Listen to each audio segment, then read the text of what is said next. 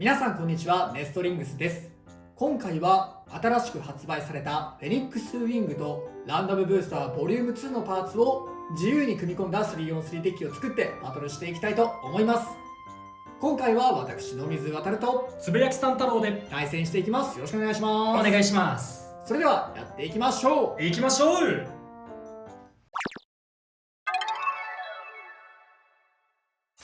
まずシュートポジションを決めるじゃんけんをします。最初はグー、じゃんけんぽい。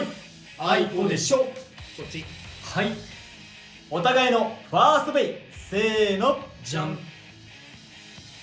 ワイドアンゲール 560F。 シャークエッジ 960GF。ファーストバトル、レディーセット。3、2、1、ゴーシュ。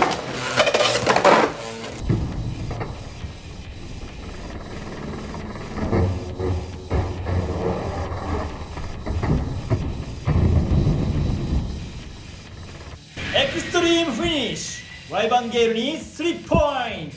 まあ狙ったバトルではないが、これがギアフラットの良くないところだね。そうね、フラットシュートしちゃうと俺の体感だと3分の2は自滅する3分の1を引けば、そう3分の1引くと超強い。今3分の1引きにいった。引きに行ったけどダメだったね。運が悪かった。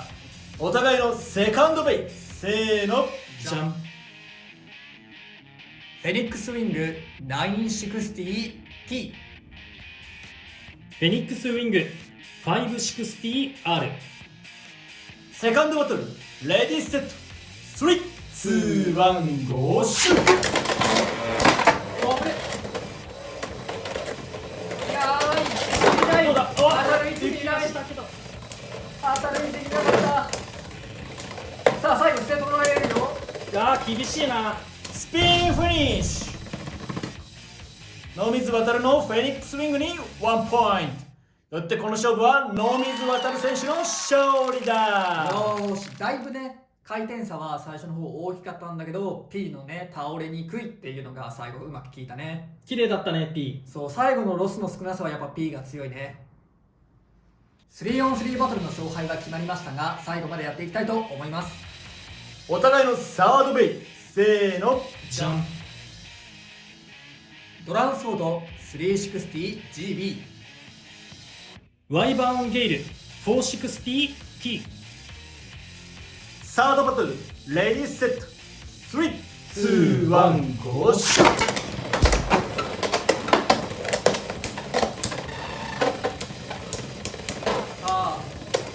いやーラチェットカメラエクストリームダッシュしちゃダメ。いやでもソードの回転力高いな。いやー姿勢がどうだ。当たった頑張れワイバーン。頑張れワイバーン。スピンフィニッシュ。ワイバンゲールに1ポイント。やったぜ。でもこんだけ当たりが少なくてもギリギリなんだね。しかもね結構ねエクストリームライン噛んじゃったからね、ドランソードが。そうなんだよね。そんだけロスしててこれだからね。もうちょい余裕持って勝ってくれると嬉しかったかも。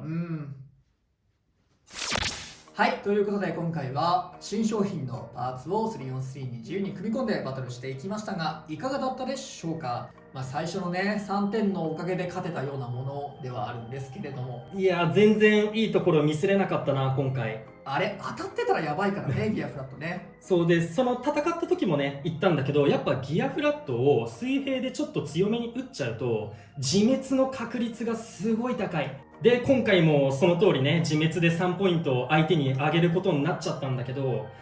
だいたい俺の体感だと3分の2は自滅する。でただ残った3分の1ちゃんと回り続ける、スタジアムの中で回り続けてくれるとすごい攻撃力を発揮する。なるほど。めちゃめちゃ暴れ回って相手をオーバーとかエクストリームに叩き出すこともできるし、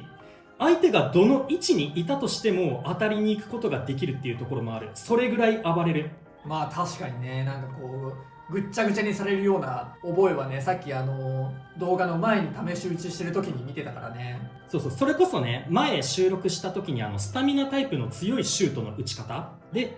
左のレフトサイドからここを通してこうやって外周をゆっくり回ることで相手のアタックを避けるっていうやつも、このギアフラットの暴れまくる打ち方ならもうぶつけることはできる。まあ今回は俺が1戦目使ってたワイバンゲールが F だったこともあって、その逆走はしなかったけど、狙わなかったけれど、もしね持久タイプのウェイで逆走を狙った時に、あの勢いのね自滅するレベルの勢いのエクストリームダッシュがいきなりこの辺で当たったら、さすがにこっち向きにねオーバーしちゃうかなと思うね。そうね。あともう一個ちょっと俺が失敗だったなって思った点が、まあじゃんけんで負けたところなんだけどっていうのがね、それにも理由があって、俺今回ちょっと珍しくストリングランチャー使ってたと思うんだけど、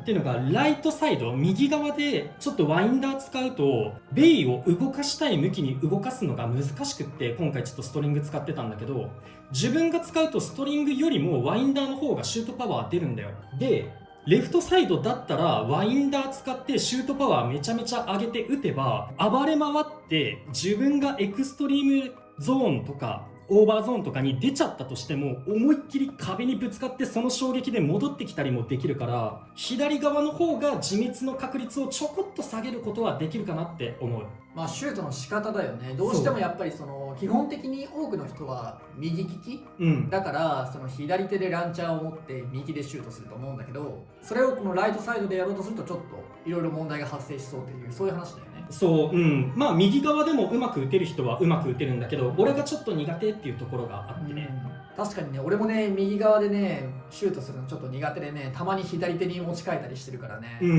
結構やっぱライトサイドは難しいなと思うね。まあちょっとこれは余談ではあるんだけどさ、 G1 の大会をさ公式が出してくれたじゃん、この前のエクストリームカップだっけ、でっかい大会のやつ、どこら辺だったっけ覚えてないけど、ベスト8以降かな、多分全部レフトサイドが勝ってるっていう。やっぱね、レフトサイド有利な点出るよね。まあほら前からさ、俺動画で結構さ大会に出てると結構レフトサイドの方が勝ってるような印象があるとか、レフトサイドの方が有利な気がするって何回か話してたと思うんだけど、実際に大会っていうでっけえ場でねそれが証明されたわけじゃないけど、まあレフトサイドの人の方が勝ちやすいっていうのはやっぱあるんじゃないのかなと思っちゃったね。まあ、もちろん絶対に左じゃないか勝てないってことはないんだけど。でフェニックスウィングのねカスタマイズに今回 P を使ってみたんだけど、フェニックスウィングはさアタック力もあるけど持久力もちゃんとある、そういうブレードになってるから結構相性いいなと思ったね。最後の粘り方も結構良かったしね今回ね。あれ強かったな。やっぱり P ってさ先端が丸くなってるから最後持久力をね保つことができるから、今回はああいう感じになったし、アタック挙動もねちゃんとすることもできるから、やっぱねこのフェニックスとかとは相性だいぶいいんじゃないかなって思ったね。フェニックスと P すごい良さそう。あと結構頭が重いからさ、コバルトもそうだけど、そうすると結構こう倒れた時に戻るの難しいと思うんだよね。だから F とか P とかそういう系の太い平たい系のねビットを使っといた方が最後の姿勢の安定性っていうのは上がるんじゃないかなと思った。そうだね。今回俺がウイング使った時はラッシュのビットだったんだけど、そのラッシュだと軸が細いからやっぱ重いブレードにラッシュを合わせると倒れやすいっていうところ出ちゃってたかもね。その前回のさガチ対戦の動画、だいぶ前の動画なんだけど、コバルトドレイクの R は倒れちゃってて、ナイトシールドの R はそのまま姿勢を正してたみたいな、そういう場面というか、まあ、別の対戦なんだけどその2つが見れた試合があったんだけど、やっぱりね頭が重いってそれだけで姿勢崩す理由になるなってそれ見てて思ったんだよね。そうだね。だからちょっと頭崩しやすいやつよりはこういう P とかの方がその最後の持久面姿勢を整えたいって人は相性がいいかなと思いました。かなりこれでも強いと思う、いい感じのカスタマイズじゃないかなと思います。こっちのワイバンゲイルは T のビットで使ってて、で、まあ試合が終わった時にも言ったんだけど、試合運び自体はそんな悪くない試合運びで、相手がアタック系のドランソードので GB 使ってて、ぶつかりに行っちゃうと相手の方が強いから、あんまり当たらずに戦いたいなって思ってて、そのあんまり強い衝撃当たらずに戦うことはできてたんだけど、だったらもうちょっと回転力余裕を残して勝てたらもっといいのになっていうところが出てたかなって思います。まあ勝利して1ポイントはもらえたんですけど、ちょっとギリギリすぎかなっていう感じでした。そうこっちはね GB でかなりねロスしちゃってたから、そうこの GB もねなんかあんまりそんな周りの良くないものをわざわざ選んでて、っていうのはさ前回動画でさここの回転がいいと攻撃をいなしやすいよとか、そういう話をしてたと思うんだけど、硬いとこのエクストリームラインに乗った時にダッシュせずに結構蹴るよみたいな、弾かれやすいみたいなね。そういうのもあるよみたいなコメントかなんかで確か見たんだかな、忘れちゃったけど、そういうのがあって、じゃあこれは乗りにくい方がいいよなと思って、わざとちょっと固めの方、あんまりぐるぐる回らない方を選んだんだけど、やっぱね、スタミナの減りは多かったかなと思ったね。あと傾いてからやっぱ失速が結構大きかった気がするね。そうだね、やっぱギアが先端まで伸びてるっていうところがね、地面に当たっちゃうと失速するよね。だからやっぱだいぶ難しいパーツ、本当にそのパッドをつけて強い系のパーツではないなとは思ったね。全然やれそうだなとは思ったけど、ただチャンスを作りやすいパーツではあるね。その相手の攻撃で自分がエクストリームラインに乗って走るっていうところで自分が自滅しちゃう可能性ももちろんあるんだけど、それでうまいアタック決めれば2点3点取ったりもできるから、チャンスは残りやすい面白いビットだなとは思う。ってなるとやっぱアタックブレードとかと合わせた方がいいのかな。そうだね、そっちの方が相性良さそうかもね。まあそんな感じでちょっと難しいパーツではありますが、面白いギアボールやフェニックスウィングは本当に強いし、ギアフラットもねちょっと癖はありますけど、今回の新パーツ結構面白いものが揃っていますので、皆様も良ければフェニックスウィングランダムブースターボリューム2を買って遊んでみてください。ということで、この動画が良かったらグッドボタンとチャンネル登録よろしくお願いいたします。それではまた次の動画でお会いいたしましょう。バイバイ。バイバーイ。